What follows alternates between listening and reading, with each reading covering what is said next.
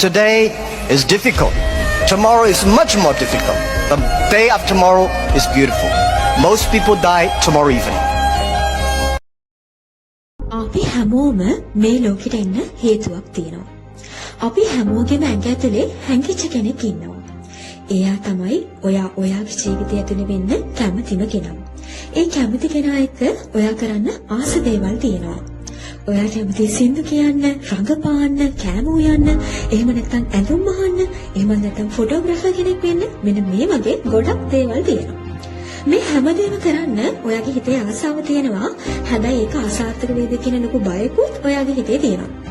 නැත්නම් ඔයා හිතනවා මට කොහෙන්ද වට සල්ලි, ඔයා බිරිඳක් ස්වාමි පුරුෂයෙක් නම් මට දැන් වගකීම් තියෙනවා. ඒවත් එක මට මේ දේවල් කරන්න බෑ.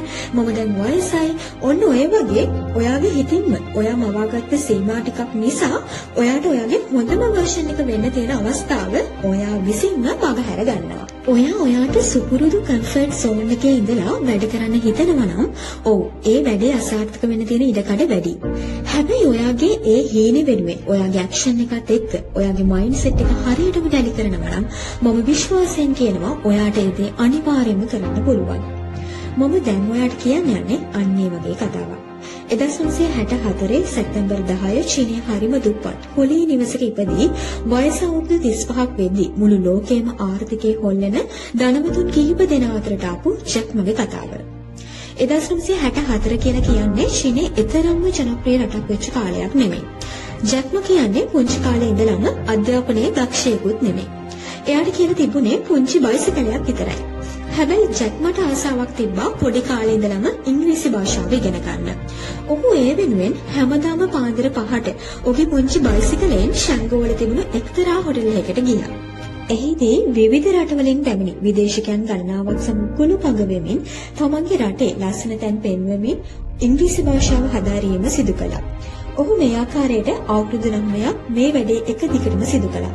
හැබැයි ඔහු මේ වෙනුවෙන් කිසිදු අයකිරීමක් කළේ නැහැ. ඔහු ඉංග්‍රීසි භාෂාවේ ප්‍රවීණයෙක් වුණා. මිඩල් ස්කූල්, හයි ස්කූල්, කොලෙජ් වැනි සෑම විභාගයක්ම කිහිප වතාවකදීම අසමත් වෙන්න සිදු වුණත් ඔහු මේ සෑම වරකදීම උත්සාහ කළා. ඔහුට ඕන වුණේ ලෝකේ දකින්න. මේ හැම දෙයකටම දුප්පත් දරුවෙකුට තිබෙන එකම සහ හොඳම විසඳුම අධ්‍යාපනය වන බව ජැක්මා හොඳින්ම දැන සිටියා. අධ්‍යාපනයේ තෙවන වර විභාගයට මුහුණ දුන් ඔහු සාමාන්‍ය සාමාර්ථයක් සමග විභාගයේ සමත් වෙලා ඉංග්‍රීසි භාෂාව සම්බන්ධ උපාධියක් ලබා ගත්තා. නමුත් ඔහු නැවත රැකියාවකට අයදුම් කිරීමේදී හා සම්මුඛ පරීක්ෂණ වලට මුහුණ දීමේදී අසීමිත ලෙස අසමත් වීම ගණනාවකට මුහුණ දෙන්න සිදු වුණා. එතනදී ඔහුගේ ස්කිල් එක, පර්සනැලිටි එක වගේ විවිධ අඩුපාඩු ගැන එම සම්මුඛ සාකච්ඡාවලදී ඔහු අසමත් වීමට හේතු විදිහට ඉදිරිපත් වුණා. මෙම අසමත් වීම සමග ඔහුට ඔහුගේ ඇමරිකාවේ සිටින යහළුවෙකුගේ ආරාධනාවක් මත ඔහු ඇමරිකාවේ සංචාරයකට යාමට අවස්ථාවක් ලැබුණා. මේ තමයි ඔහුගේ ජීවිතයේ ටර්නින් පොයින්ට් එක. එහිදී ඔහු ප්‍රථම වරට දකිනවා ඉන්ටර්නෙට් එක. එහෙම නැත්නම් අන්තර්ජාලය. මොහු අන්තර්ජාලයේ මුලින්ම චයිනා ලෙස ටයිප් කළා. හැබැයි ඒ මොහොතේදී එදා චයිනා කියන රට සර්ච් උනේ නැහැ. අධික ජනගහනයක් ඉඳලත් ඇයි තමන්ගේ රට සර්ච් වෙන්නේ නැත්තේ කියලා ඔහු හිතන්න පටන් ගත්තා. එතකොට ජැක්මට තේරෙනවා තවමත් තමන්ගේ රටේ කිසිම කෙනෙක් ඉන්ටර්නෙට් පාවිච්චි කරන්නේ නැහැ කියලා. එහෙම කරපු පළවෙනි කෙනා තමන් කියලාත් එදා ජැක්මට තේරුම් ගියා. අවසානයේ ඔහු හිතාගත්තා මට මගේ රට තුල ඉන්ටර්නෙට් හරහා සිදු කරන ඔන්ලයින් බිස්නස් මෙතඩ් එක පටන් ගන්න ඕන කියන එක. ඒ වෙනුවෙන් ඔහු සෑහෙන මහන්සි වුණා. හැබැයි ඔහුගේ ඒ සංකල්පේ කිසිම කෙනෙක් තේරුම් ගත්තේ නැහැ. හැමෝම ඔහුට කිව්වේ පිස්සු කියලා. කම්පියුටර් එකක් ඇතුලෙන් කොහොමද බඩු අලෙවි කරන්නේ? අද විතර මේක සාමාන්‍ය දෙයක් වුණත් ඒ කාලේ මේක අසාමාන්‍ය දෙයක් වුණා. මීට ටික කාලයකට පසුව ඩිජිටල්කරණය සම්බන්ධ ආණ්ඩුවේ පත්වීමක් මොහුට ලැබෙනවා. ඒ සමග මොහුගේ සංකල්පය ක්‍රියාත්මක කරන්න පටන් ගන්නවා.